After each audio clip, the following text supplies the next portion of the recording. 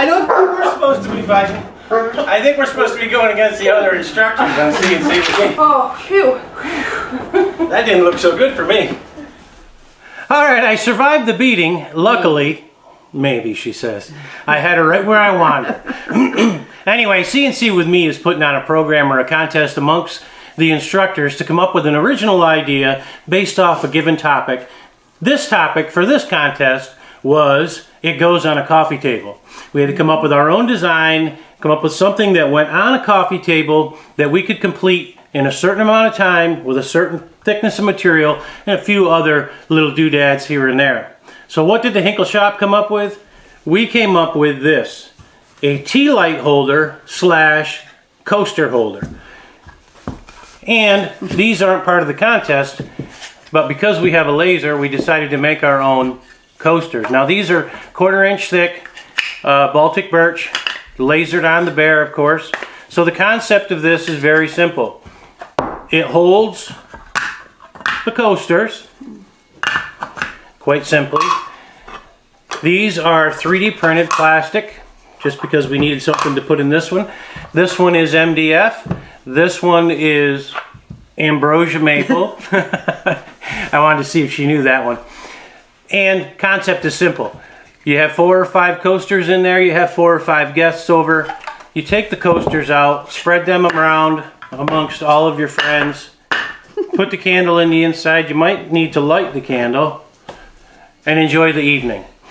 These are very easily made. They are 3/4 inch thick.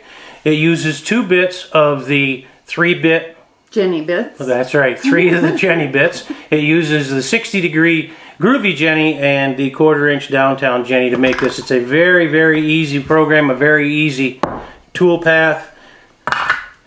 Now to finish these, obviously they're going to get moisture from cups and things sitting on them, so I would suggest exterior polyurethane or any other exterior grade finish that you can put on these that you can think of. Now, you did see that I put lacquer on these just because lacquer is quickly become our favorite finish. So I think that's all there is about these guys. There's some other little details that we'll go over out in the shop. So let's go out there and we'll show you how we make these things. And vote for the Hinkle shop. Also, before I forget, the other instructors are also going to be releasing their videos at the same time on the same day as we do. So go over to their channels and check them out. Now let's get out to the shop and show you how we make this. Alright, now use whatever holding technique that you prefer. We like the blue tape and CA glue trick. Now you wouldn't do that if this was a production setup, obviously. It would be too expensive and take too much time. You would create a jig to do this. But we give it a few minutes, make sure it's down, and then we'll give it a good stiff pull to make sure it's sitting where it needs to be. I zeroed off the corner with a 1/4 inch end mill to locate the origin on the corner and make it exactly correct. And then we switch to the V bit and zero once more for for height, for your Z. And then we'll begin cutting the bevel on the top of the base. You could omit this if you didn't like the bevel. Switching back to the end mill, to downtown Jenny, we're just going to zero for Z. We're not going to zero X or Y. We're going to leave that alone. We're going to zero for Z. It'll begin by cutting the recess for the tea light candle in the center of the base. It's only going in 1/8 of an inch. And I absolutely do not like running my machine without dust collection. So that's why you see me there with that hose. And believe it or not, it will pull the dust over in there pretty good. It does a pretty good job. So then we'll continue. We'll punch in the mortises for the legs for each side. Now you'll punch 4 mortises, but only 2 of the sides will go through the holes. And that will create the feet and the sidewall. And these guys right here have the mortises for the feet and the long sidewall. And it goes around and around and cuts those out. And I just keep moving that hose around and try to gather as much of the dust as I can. It cuts down on the amount of maintenance that you've got to do on your CNC if you're collecting the dust. That's why we run them with a dust collector. Now when I'm doing this, it looks like I'm taking my life in my own hands putting that hose in there. But here in a second I'm going to run it at real speed so you can see how slow it's actually moving right here, and you'll be able to see that I actually have time to do this with no danger of getting my hand in that bit. I keep it well away from it and it's going around slow enough that I can time it when I need to remove my hand from the danger. And there you have it, they're all cut out. And as always, if you put your tape on correctly, it will pull in one piece like that. That's awesome. That's one of the reasons why I like the CA glue and blue tape trick. We're going to get out the oscillating tool and cut the tabs. We've gotten so we like this tool as well because we can rest it right against the piece and cut the tab out, and then sanding is minimal on your tabs. Again, that works very well. That was a Christmas gift. My son got me that, and I've used it ever since. And the base is free. You can see the wood was not, the stock was not exactly the same height. Now, the top side gets rounded over all the way around. You don't round off the base where it touches the base, the bottom of those. But you want to be particularly careful right there. You don't want to touch the bottom with the round over, because right there it will leave a hollow when you push that down and it meets the base of this project. So you have to be very careful not to touch the bottom of that piece. But you have to do it on all four sides, rounding it all off. Same thing with the little ones. We'll round those off all the way around the top, and they'll line up with those holes. Because we put the radius on it, the legs will go through there without having to dog bone the corners. You're going to want to sand off the burn marks. Sand those by hand, obviously.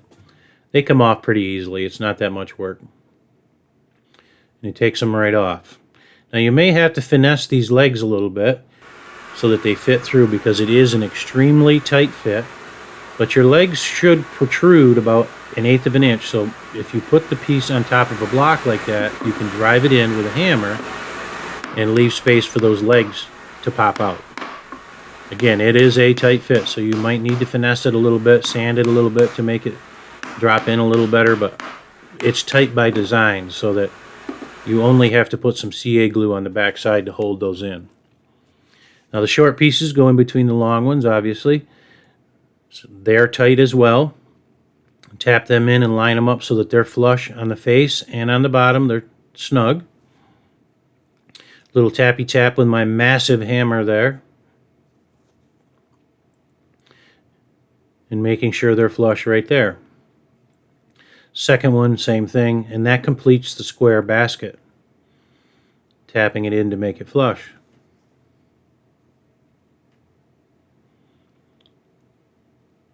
So now you'll put a little CA glue on the bottom here, whichever brand you choose. We happen to use 2P10 here.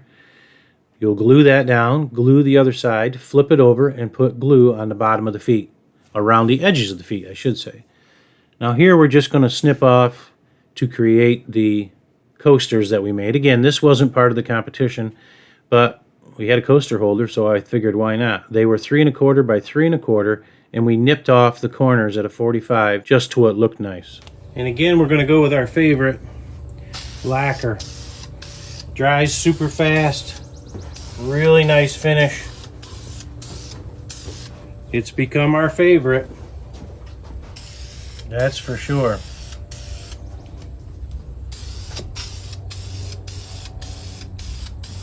But make sure you do this outside. You do not want to breathe this stuff.